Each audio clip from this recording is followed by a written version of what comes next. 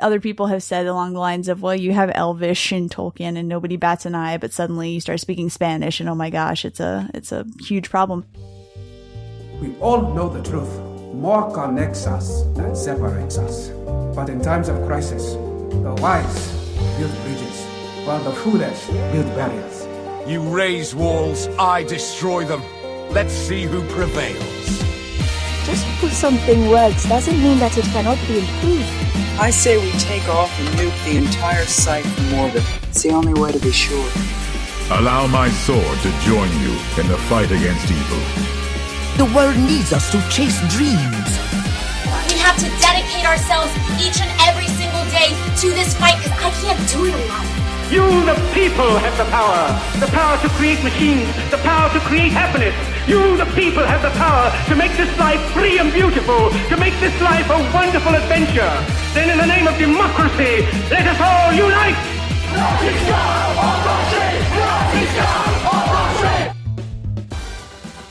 Welcome to the Skiffy and Fanty Show. FedEx questing across the galaxy with Valerie Valdes. I'm Jen. I'm Paul. And today we are here with Valerie Valdes, DV Pitt success story and author of the debut novel, Chilling Effect, also a total Mass Effect nerd. Welcome to the show, Valerie. Well, thank you very much. It is great to be here. It's so exciting to have you. I will try not to keep you for, I don't know, how many hours was it? 3-4 hours that we nerded out? We spent so long in the bar talking about Mass Effect and Dragon Age that it was a little embarrassing, but very fun. Exactly. I loved it. I don't get to do that very often. So oh, yeah. Next time we are in the same space, we'll have to do it again. But I think we're just going to dive right in. So hit us with it. What is the elevator pitch for Chilling Effect?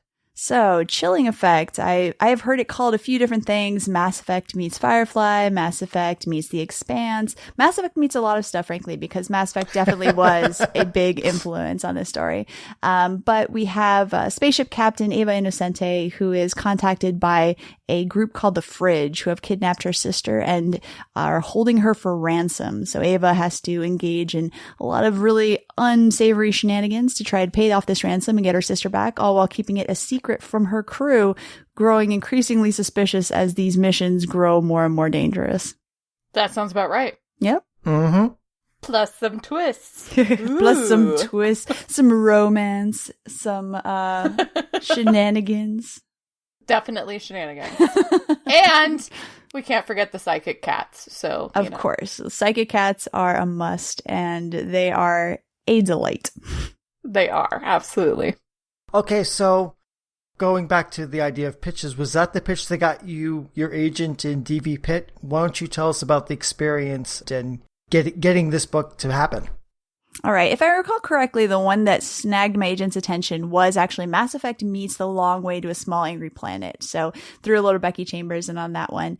And so my process was a little weird. I had actually sent my book to Angry Robot during an open submission period.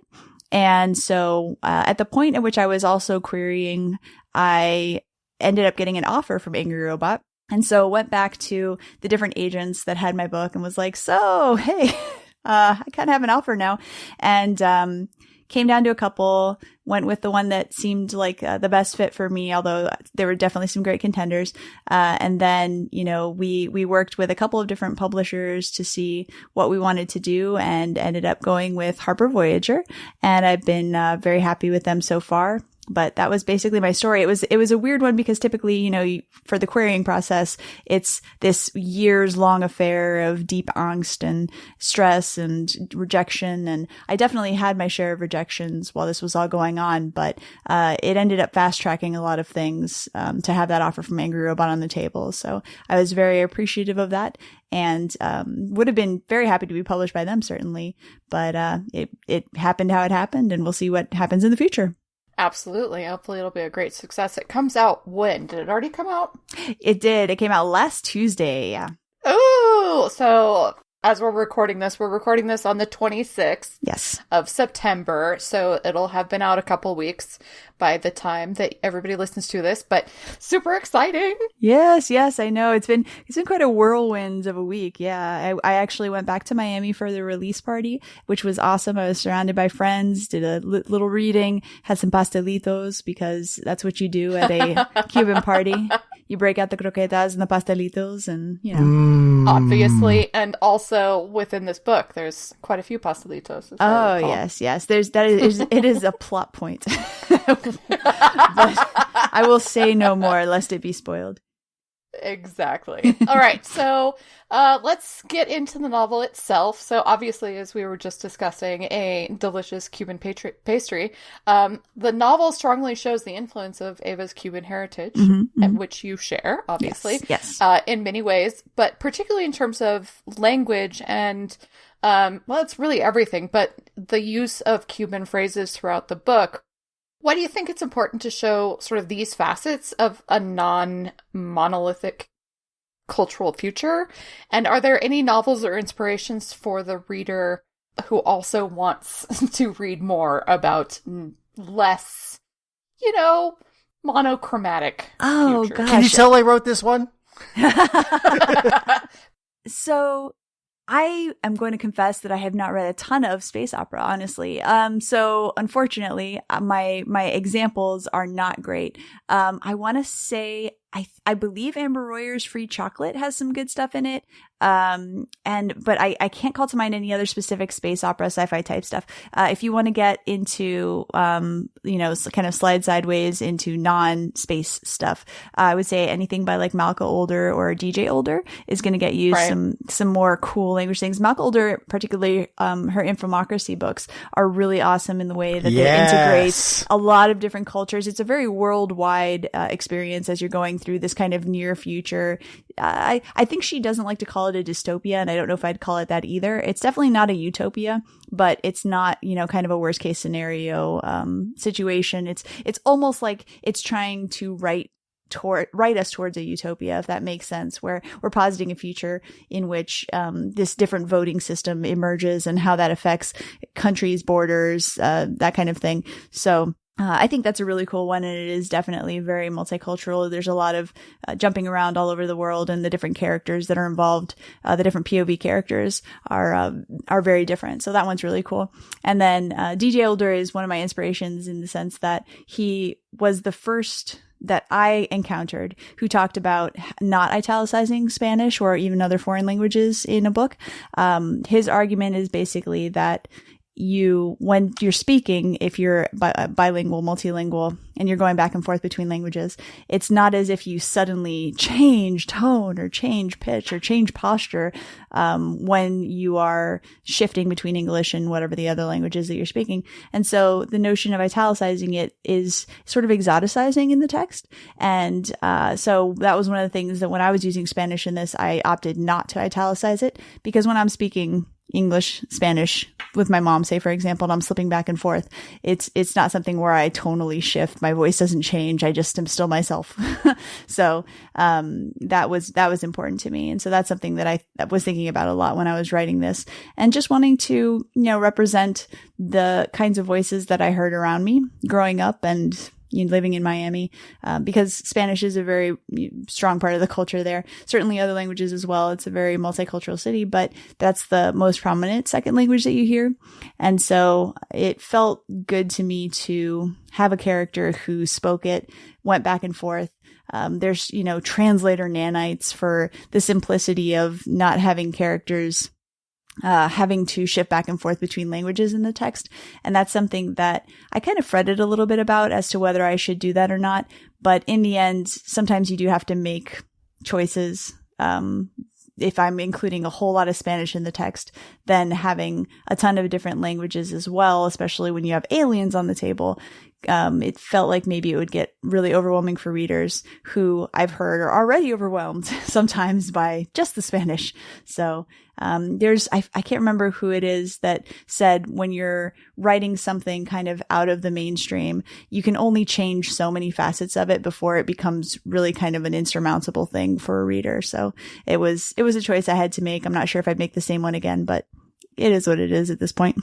I think it was a really strong sentence. Yeah, well, that's exactly what I was going to say. It was really cool to see that, particularly since you're not translating it.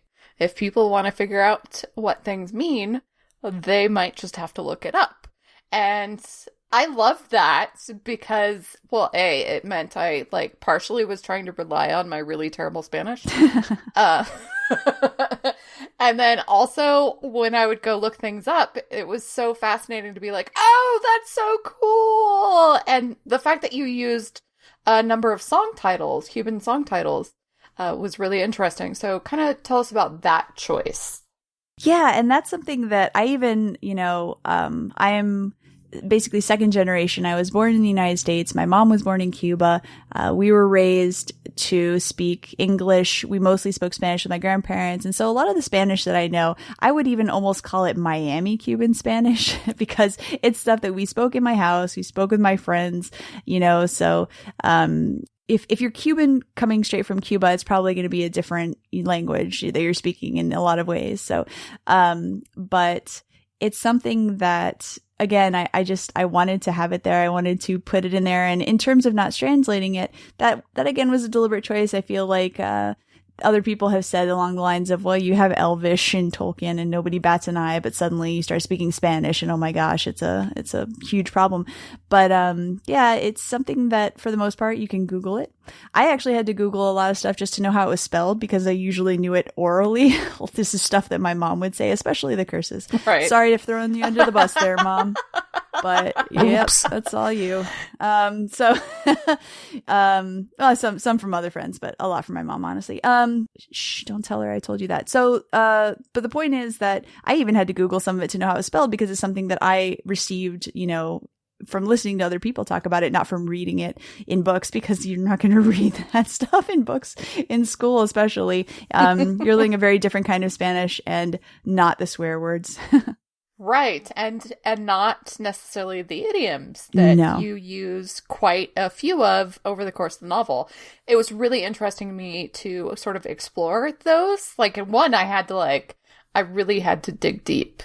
Yeah, just finding different things. And I mean, growing up, especially with the songs, there's one that I used for a couple of the titles towards the end, Tumba la casa, tráeme la bulla. And that one was a very particular, electronic dance song that was played almost nonstop at parties. And, that we had this skating rink called Hot Wheels that everyone would have their birthday parties at. And it was just always being played at Hot Wheels in my youth. And so, just pulling from stuff like that, things that I grew up with, things that I remember from my childhood, and that other people who also went to Hot Wheels for birthday parties might remember. And I would just like to point out, for those non-Spanish speakers and non-Cuban Spanish speakers specifically, tell us what arroz con mango means.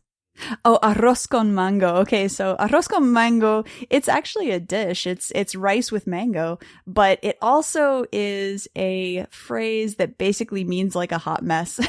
So when you have an arroz con mango, it's just like everything has just gone wrong. And so usually we say se fumó un arroz con mango, it's just everything is just totally messed up. And so that's a phrase that gets trotted out a few times, and it's something that, again, grew up hearing that. And so when you say, ay, que arroz con mango, people will be like, food? What? What's wrong? I'm like, yeah. I mean, the first time I encountered it, I was like, she is not just saying rice with mango right now. No. That is not what this means. And I loved sort of, teasing it out just by, because I didn't look it up at first. So just kind of teasing out the meaning of the phrase. And it one of the reasons that I loved that was because that's what a lot of non-native English speakers are going to be doing with idioms. Yeah. We have so many idioms that make no sense without context. Oh, yeah.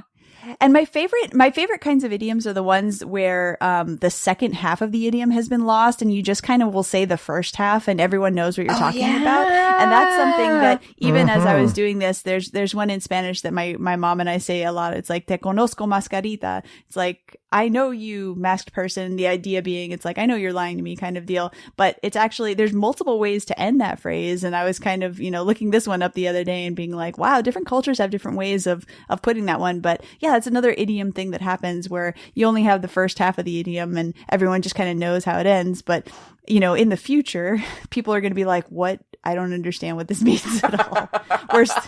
It seems like there's more context that we're missing. And that's one of the fun things about language and idioms and how things change over time, Right. Absolutely. Okay. So we're going to switch gears a little bit and talk about something I found very interesting in the novel. So Eva, in the course of the novel, winds up creating, losing, and regaining a found family in the personage of her crew. And there's also her biological family. So my question is, how did you plan and think on contrasting her found family as far as the crew de la Sierra Negra and then the other ship she winds up with versus her biological family and the intersection of those two in the novel? Yeah, so when I was thinking about this, again, thinking about the influences that I listed previously, especially stuff like Mass Effect and Becky Chambers and other stories that are like this, that are found family stories, I did want to explore not just the found family side of it, because I feel like that tends to come up, in these kinds of stories. But family is really important in Cuban culture. And so I wanted to consider the notion of what kind of family would be so kind of grievously broken that someone would be reaching out to a found family when they come from a place where blood family is so important. And so just thinking about the different characters and about how they related to each other, I pulled from people that I know and, other stories that I've read and watched and so on. And, but I did want to, again, just kind of examine that. And so the found family is much more of I almost want to say typical kind of found family, in which you have these disparate people who've come together with a common cause. In this case, they are, working on this cargo ship, and they all have their different reasons for being there. They all are maybe running from something, running to something. And definitely Ava was one of the people who was running from something. Vakar is also running from something. I feel like Pink is kind of a little of column A and a little of column B. She's running from, she's running to, and it's a little more complicated for her. But in terms of the blood family side of it, again, I had to find out what were kind of compelling reasons for that to have been disrupted, such that they would no longer really even be on speaking terms for the most part. Because in a Cuban culture, it would take quite a lot for that to happen.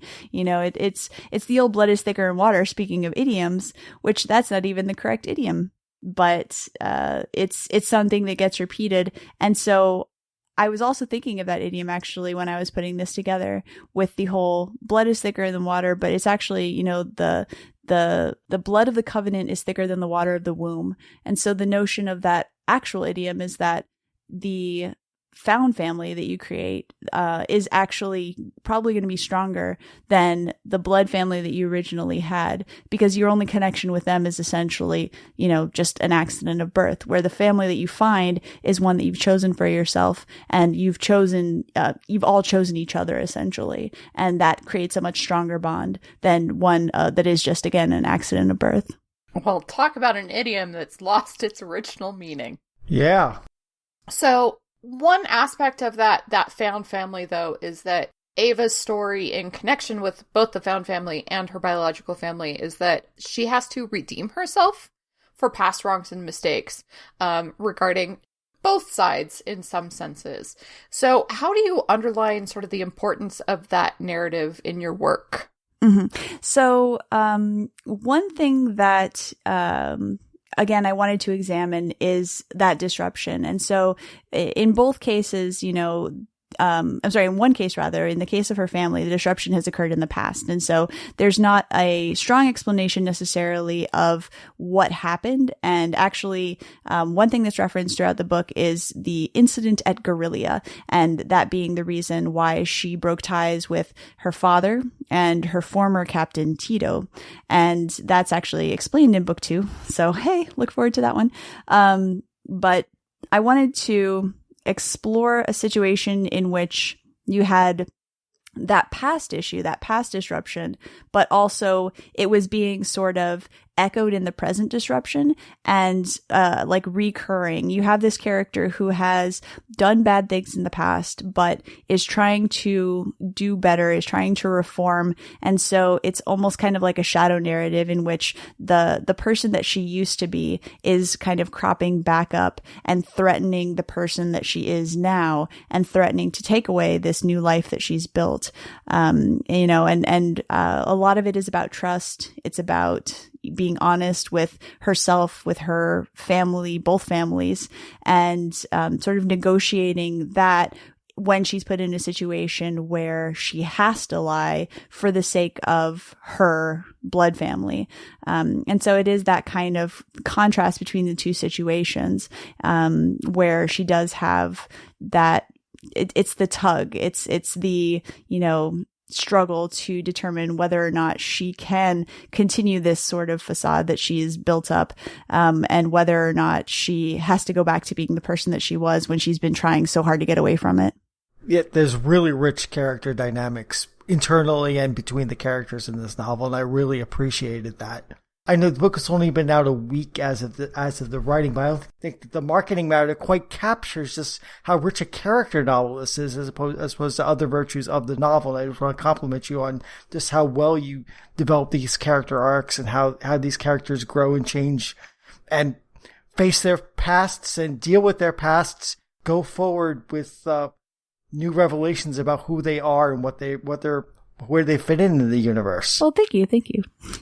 Speaking of sort of that character development and the interplay of relationships that is going on in this, like, obviously, as we've said repeatedly, Mass Effect nerds, and definitely influenced by Mass Effect and also other video games. Portal comes to mind, yep. You know, for instance, and many others. But what I'm curious about is how sort of video game narrative helped you or influenced you in the writing of this novel, not just in the feel of the novel or sort of the set pieces and some of the, you know, more interesting things that happen over the course of the novel, like items that are invented, but just in how the characters interact with each other and how the plot moves along.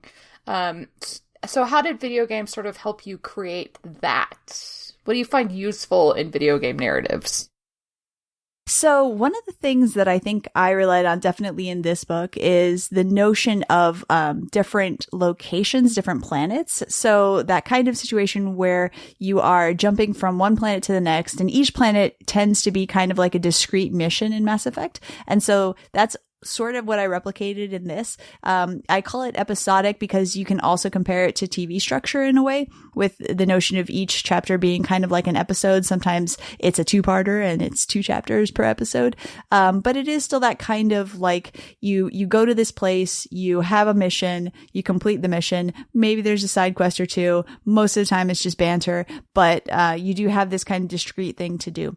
And that was something definitely that came from Mass Effect as well as from TV, just that notion of having a kind of singular central thing that had to occur at one place. I definitely made jokes about, you know, mineral scanning and stuff like that, because that's another thing you end up with in Mass Effect, right? Is that you have not just kind of whatever the main mission is on a planet, but you have potentially little side quests that you end up doing. And so that was something that I was thinking about structurally when I was putting this together. The fact that, you know, she's getting these assignments from the fridge and she has to go to these different places to do a pickup or a drop off or, you know, passengers transportation. And so, that kind of thing, you know, bringing it from video games into this, that notion of that kind of discrete unit of action, that it occurs, it has a beginning, middle, and end, and then you're done. And then there are repercussions that you deal with after the fact. And so, you do a mission, Mass Effect, you get back to the Normandy, and you, based on what the mission was, whether it was a big one or small one, you may have different interactions that you can have with the characters. And so it's an action reaction kind of situation. But that was something that I was thinking about as I was structuring this, is just having those kind of discrete units so that it did almost feel like you're going through different levels in a video game. Let's jump topics slightly. So speaking about Mass Effect, because they're a big feature of the whole Mass Effect backstory, and they're a feature in this story, precursor aliens are pretty common in science fiction. Oh, sure, yeah. So how did you make the pro arc truly your own in the book? So I am going to have to not fully answer that question because it will be spoilers. I am trying to think of how to answer it without it being spoilers. So I will say that I actually gave it quite a lot of thought, and the pro arc are not actually like the Proteans from Mass Effect or the Reapers. I hope my husband doesn't listen to this because he has actually not gotten to the part of Mass Effect where there are Reapers. So don't tell him about it. What? I know. He listens. We have children. Time is short, and that's life. So anyway, the point is that as much as I would love to talk to him about Mass Effect, there's a reason that Jen and I spent like 3 hours doing it, because I can't really talk to him about Mass Effect. I know, I can't talk to my husband about it either. It's terrible. He hasn't played it at all. It's the worst. Yeah.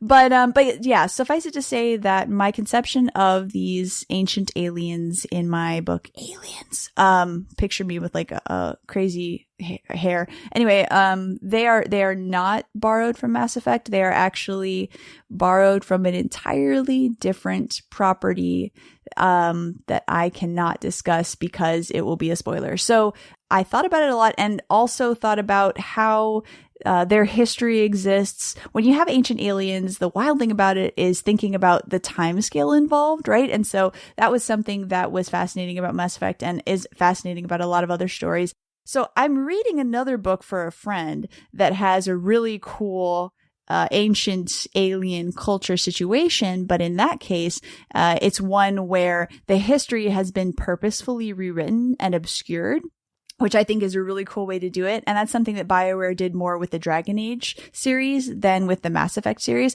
With Mass Effect, it felt much more like the history was accidentally being changed, rewritten, rediscovered. It was more like the typical kind of archaeological mistakes and omissions and gaps that you have in the record. And I love that kind of stuff. I love this notion that we're trying to recreate history from fragments, and we're going to get it wrong because we're always viewing it through the lens of works today. And it kind of works backwards, or reversed rather, for future sci-fi. When we're writing future sci-fi, we're trying to project forward into a future that doesn't exist, but we're also viewing it through the lens of where we are today. And it's almost impossible, I think, to divorce the two things, to separate them.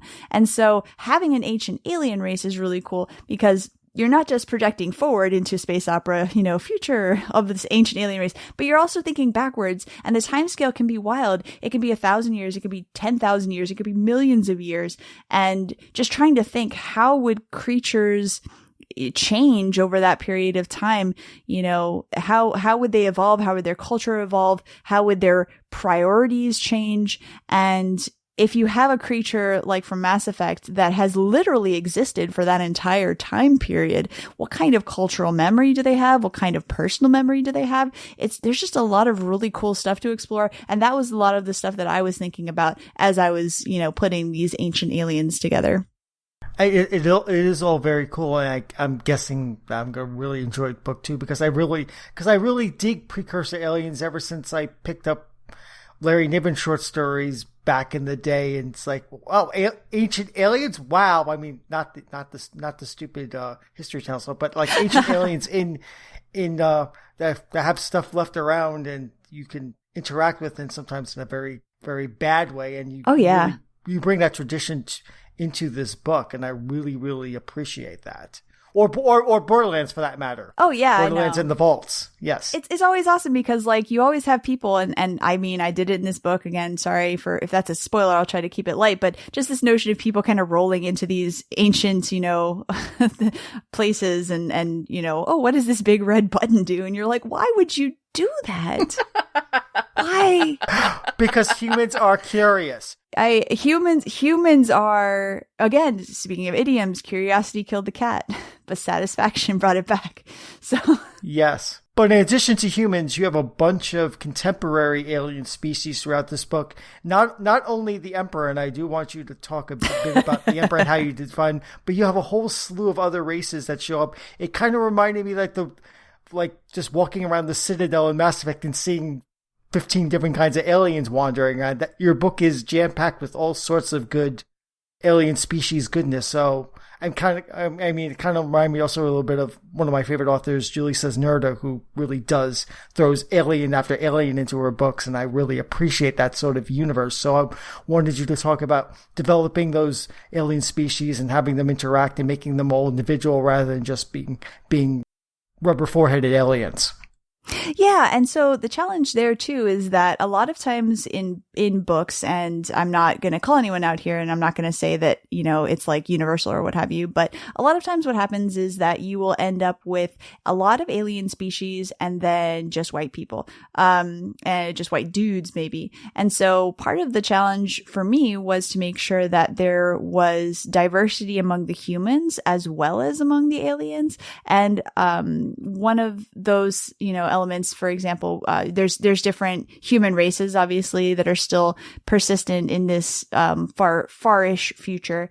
And I didn't want to have too much erasure of that. Obviously, there's going to be evolutions, there's going to be cultural shifts as humans, settle other planets. And I wanted to try to make it not a colonialist kind of narrative. And so it's not a story of humans going out into the stars and taking over other worlds from creatures that were already there.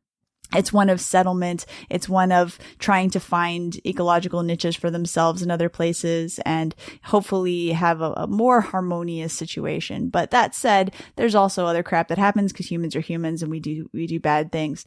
But I also wanted to make sure that the aliens were different from each other. And yet at the same time, I feel like for the most part, if you're going to have aliens that are interacting with humans, and interacting with each other, there have to be touchstones. There have to be points of, comparison. There has to be overlap basically between them, because otherwise, why are they going to interact with each other? If they don't have anything in common, then they're not going to meet. They're not going to trade. They're not going to talk. There's going to be no point in them engaging with each other because there's no point of commonality. And so the aliens that I've created, even though there are a lot of different species, they're different from each other, but there are enough points of overlap between them in terms of not just physicality, but also culture, so that they can kind of interact with each other in ways that make sense, as opposed to them being so entirely and completely different from each other that there's no reason for them to interact, So there are differences among the aliens, but I did want to make sure that there were enough commonalities for it to make sense that they would even be talking to each other at all. Sure, there has to be some baseline basis. Otherwise, if you just have humans and you have hydrogen breathers and a gas giant, they're just never really going to talk to each other at all. You actually have to have some commonalities along. Which also makes me think of C.J. Cherry's Meat Point Station and those aliens. Your novel draws in a nice fine tradition is what I'm saying, and extends that into the 21st century, and I appreciate that. Yeah, and the contrast to that would be something like They're Made Out of Meat, in which you have these aliens that are so completely and totally different from humans that there really is nothing. They have no interest in dealing with us. They have no interest in interacting with us. And so those kinds of aliens, yeah, they would be wherever they are doing whatever they're doing, and maybe we know about them and maybe we don't, because maybe they have never made contact. They have no reason to. They have no interest in doing so. And so those are the aliens that, are not appearing in this novel, because why would they? That's a fine story, but it's a one stinger story, and you really can't go anywhere after saying that. It's really just a one note. It's a great story, but it's just like, and readers, you can probably find They're Made of Meat online. It's probably free online somewhere. It's short, but you just can't build a universe or a novel out of it. Yeah, I mean, and I think it's a wonderful story. I've actually taught it in short fiction writing classes because it is like the end of it is so compelling. It's hilarious. Obviously, it's a flash fiction. It's quick. It's fun. It's funny, and yet the ending is no longer funny. The ending is sort of sad, melancholy, because once you start thinking about it, it is that notion of like, we are potentially so wildly different from every other creature that is, sapient in this universe, that maybe we will never end up talking to them because they don't want to talk to us, and we can't know. And that's just life. So it is kind of a sad story ultimately, but it's something that when I was creating the aliens in this book, I was thinking about it.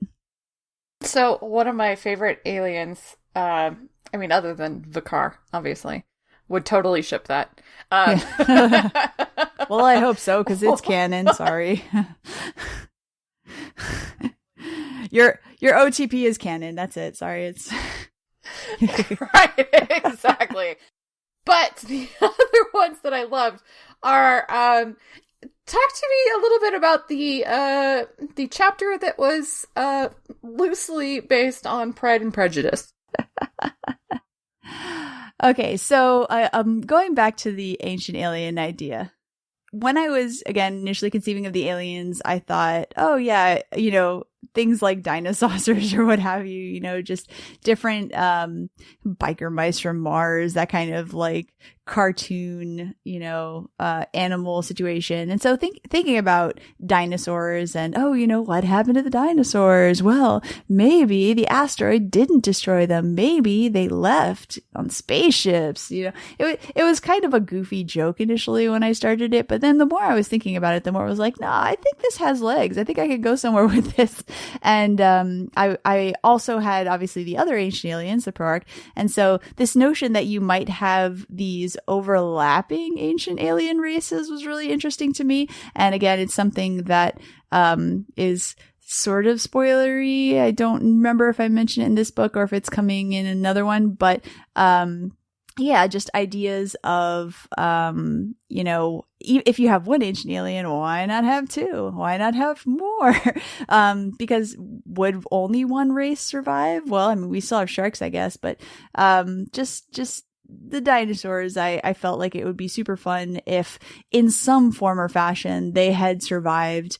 Maybe Earth was not even their home planet. Maybe Earth was someplace that they had themselves settled, and then, oh yeah, there was a catastrophe and whoops, you lost this one colony, but actually there were plenty of other ones everywhere. And so the Pride and Prejudice thing came out of not just my love of Pride and Prejudice, but my love of like Spanish telenovelas. I used to watch them with my abuela when I was little, and they would just have some of the wildest plots and twists and turns and characters doing bizarre things. And it was always kind of hilarious to watch. And some of them were more serious than others. Some of them were more kind of high drama than others. But I wanted to incorporate that with the dinosaurs because it felt like a really good tonal sort of shift. You've got this very massive, scary monster, and then they're acting like these kind of Regency humans, combined with maybe, a kind of, again, Spanish soap opera situation. So, I kind of just thought it was hilarious and I went with it.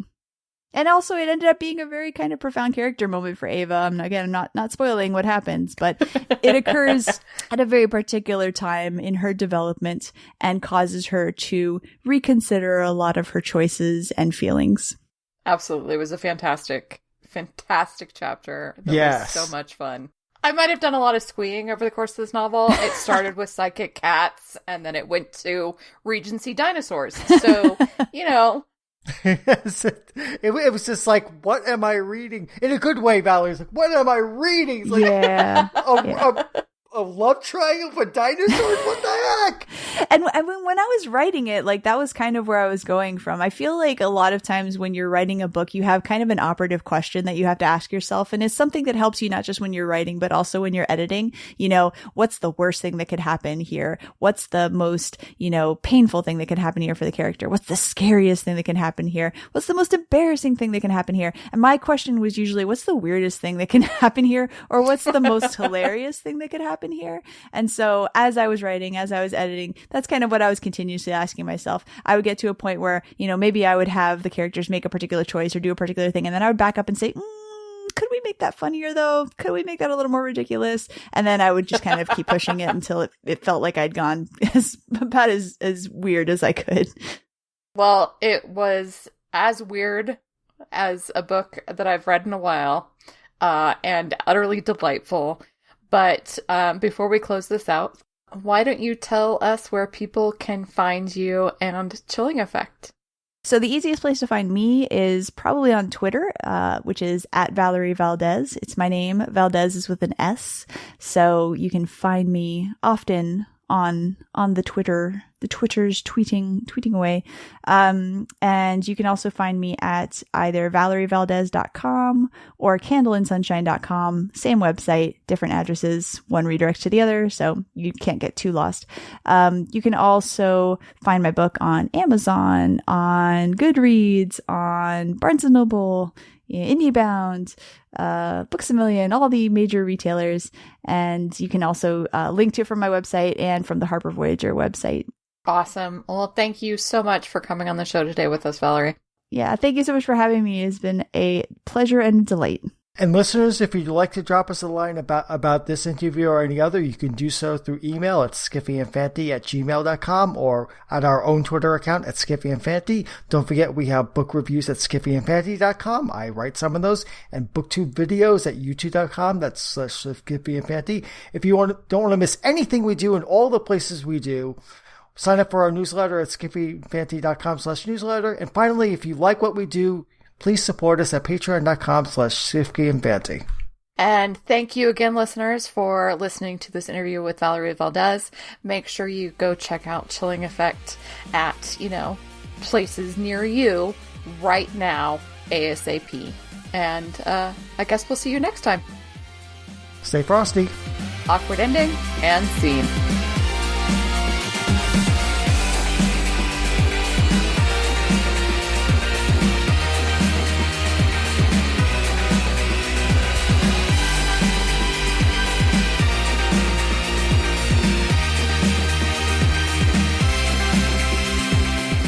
If you would like to support this show, you can go to patreon.com/skiffyandfanty or find us on Twitter at skiffyandfanty, our webpage skiffyandfanty.com, or you can even send us an email at skiffyandfanty@gmail.com.